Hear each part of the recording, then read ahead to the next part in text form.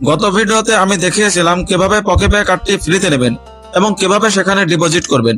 আজকের ভিডিওতে আমি দেখাবো কিভাবে পকেপে কার্ড থেকে বিকাশে টাকা আনবেন। এর ফুল প্রসেস মোবাইল স্ক্রিনে দেখাবো।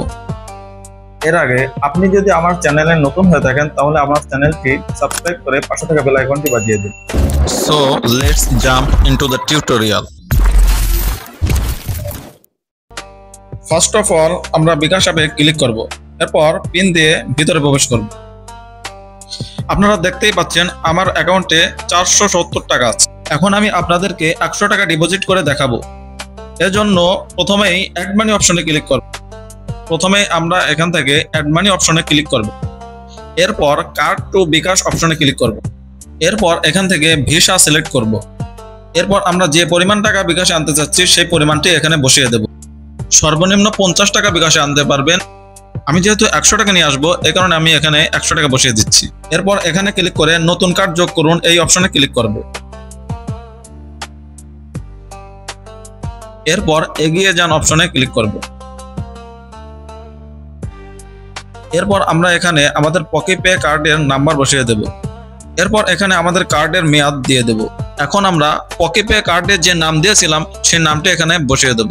এরপর আমরা এখানে কার্ডের সিভিভি কোডগুলো দিয়ে দেব, অর্থাৎ কার্ডের মধ্যে যে 3 সংখ্যার কোড থাকে সেই কোডটি এখানে বসিয়ে দেব। এরপর এগিয়ে যান অপশনে ক্লিক করে একটু ওয়েট করব। এরপর আমাদেরকে এই ইন্টারফেসে নিয়ে আসবে। আমরা পকেপে অ্যাকাউন্টে গিয়ে দেখতে পাবো অ্যাপ্রুভাল অফ ট্রানজাকশন শো করছে। আমরা অ্যাপ্রুভাল অফ ট্রানজাকশনে ক্লিক করব। এরপর আমরা আবার বিকাশে চলে আসব।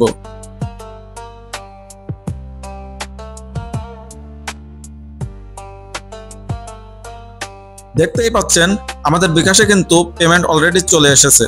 আমি শুরুতেই আপনাদেরকে আমার বিকাশের ব্যালেন্স দেখিয়েছিলাম, তখন 470 টাকা ছিল। এখন আমরা চলুন আবার চেক করে দেখি। দেখতেই পাচ্ছেন আমাদের অ্যাকাউন্টে কিন্তু 570 টাকা শো করছে।